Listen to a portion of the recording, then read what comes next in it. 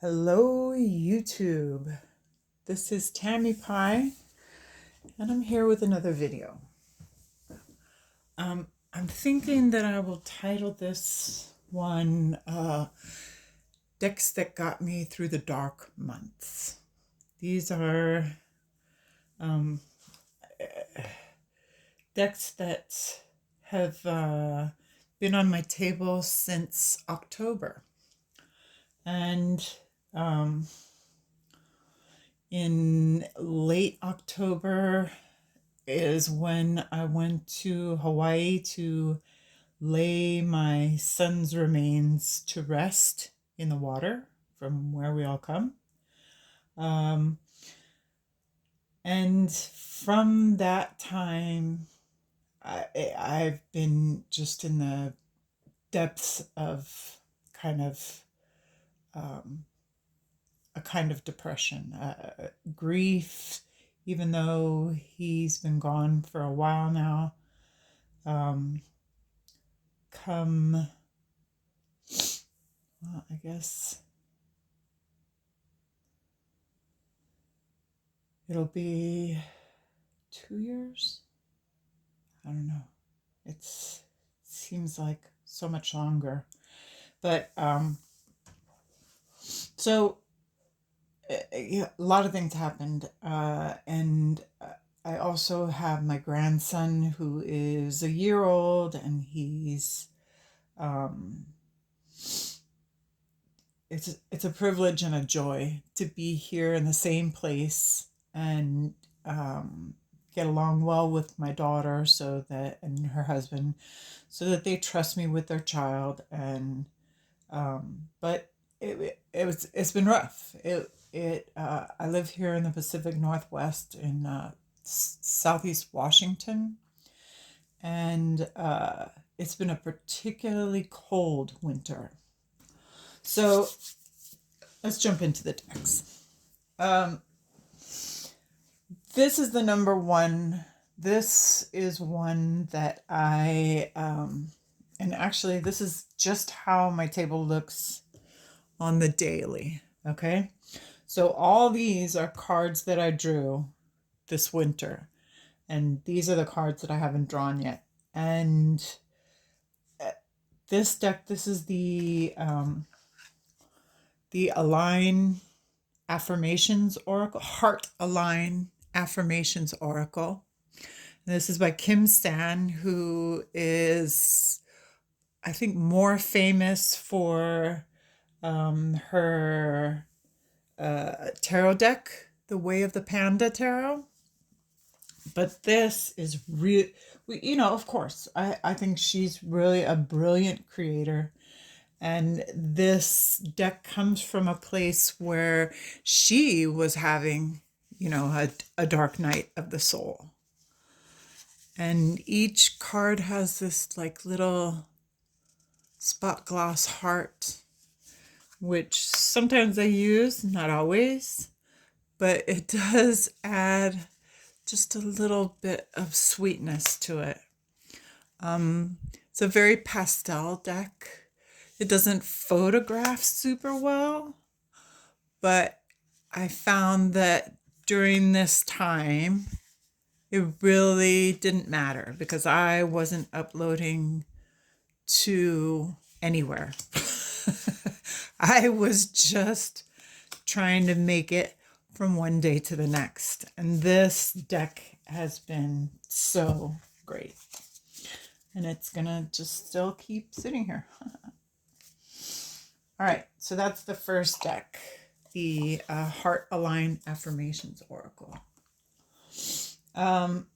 Another deck that's been here on my table all winter long is the Tarot of the Sevenfold Mystery, the second edition by Robert M. Place. I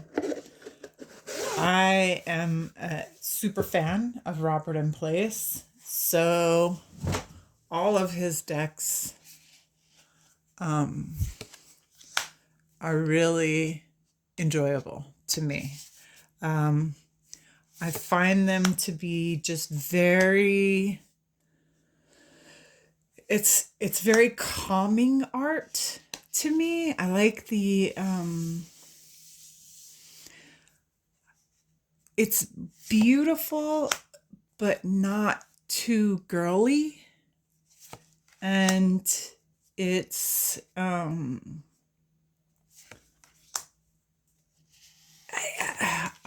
I couldn't even say, maybe the softness of the people's features makes me feel calm. I always feel, because I've had his decks for a long time. One of my first decks was his alchemical tarot. All these cards are relatively easy for me to glean some kind of meaning off. I don't, and I'll tell you, I wasn't drawing a lot of tarot, but this is one of the cards that came up. And it was really profound. You know, out there staring at the sky, looking at the stars, you know, it's a thing. It's when you need comfort, when you need calm, to me, he just really, he really does it well. So yeah, this has been on my desk and has really been the only taroting that I've done. I'm also really familiar with the Archetypes deck, Kim Kranz's, and honestly, this is the only card that I've had out here, but it's still, my father was a poet, and this has been comforting. So the other thing that has been going on is the Decan walk. So right in the middle of our Decan walk 2023, hashtag Decan walk 2023 by Marlena Teresa, we all had an astrological crisis. We all discovered, well, not all of us, but a bunch of us discovered real sky astrology and learned that what we were looking at astrologically in our figures and our correspondences and our what have you has all been not what's actually up in the sky. Up in the sky is something completely different. The sun and the moon are all in different spots than we were thinking they were. So that crippled my Decan walk, honestly. It really did. However, I have it in my head that we can still use these correspondences. Latin is a dead language, but we still use Latin. Okay? So the correspondences with the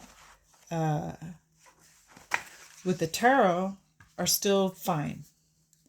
We just have to realize that we're speaking a dead language, and we have to adjust our expectations in that this is the way it is because the sun or the moon or Mars is in such and such a place. When it's not there. It isn't there. Okay, so this is the Tabula Mundi Arcanum Colorus, I believe she calls this one. And this is the larger one with the 2 lust cards, the Tree of Life, this rad signature card. And I did pay extra to get the Decans. And the Decans have been fabulous. The Decans have been, these are such great cards for doing something like a Decan walk. Do I have my book with me? No, I took my book with me to go take the baby for a walk. So it's up in in the garden room, in the living room. So yeah, amazing. And we were, someone else was talking about this deck, about how these cards have the each Decan is related to like, I want to say seven other cards in the deck. And so she will take little bits of those illustrations. For instance, this one has a high priestess, or maybe moon. No, it's moon. Well, both high priestess and the moon. So, right. You see what I'm saying? There are little pieces of each of these cards. Libra would be justice, right? So there's bits of justice in here. And it's 3 decans are ruled by the moon, Saturn, and Jupiter. Okay? So, yeah, just really, really cool deck to do a Decan walk with, I gotta say. Work of brilliance. Okay, let's get this back in here. Because what I do is I get out my cards for the Decan. And honestly, I haven't used this deck for anything else all year. But I'm a Thoth person.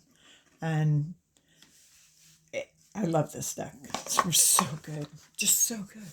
So that is Tabula, Mundi, Colorus, Arcanus by Meleen. And the other one I use for the Decan walk. Okay, so this is the Picatrix Decans. The imagery that Swofford used to put together come from descriptions in an old book called the Picatrix, I believe. All the 13th, yeah.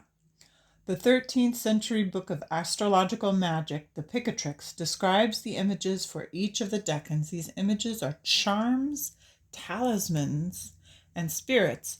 Paraphrased from Latin, by the way. Okay? So, this is the only one I have left. But you can imagine these cards are really interesting. But it's almost like its own language. The second face of Aries, a woman with one leg, dressed in green, as a talisman, wealth, high rank, and dignity. Now, the whole reason I got this was for the Decan walk. Okay, I was really only interested in it for that. However, I am also interested in talismans.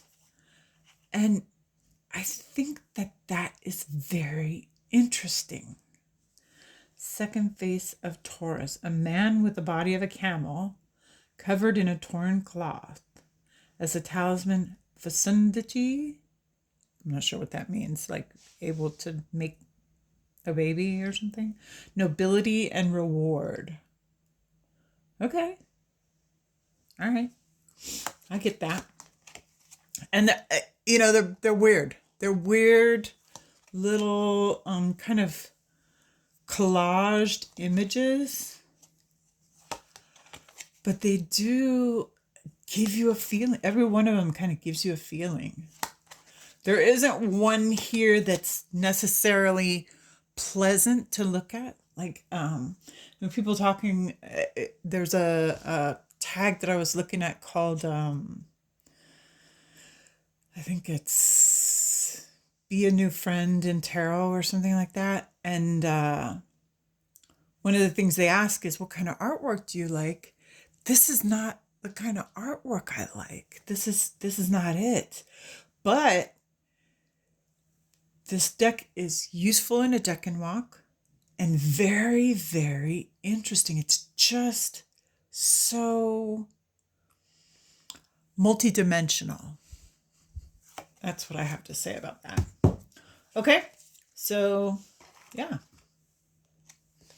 The Picatrix Decans by J. Swofford.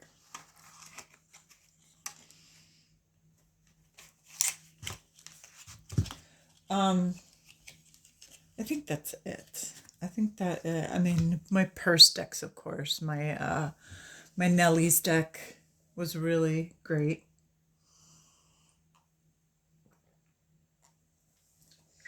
I've gotten a couple things that a friend sent to me and stuff like that. I still am really loving my Greenie. I mean, who doesn't love a Greenie, right?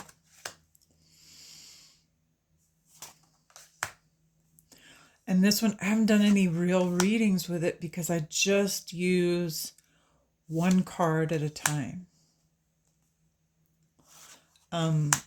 Because the Thoth that I'm used to is the US Games, the big green box. Some of this imagery is quite different. If only because of the color saturation and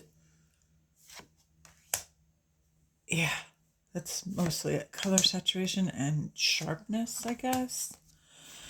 I don't know, because this one is more lightly saturated. There are some things you can see better.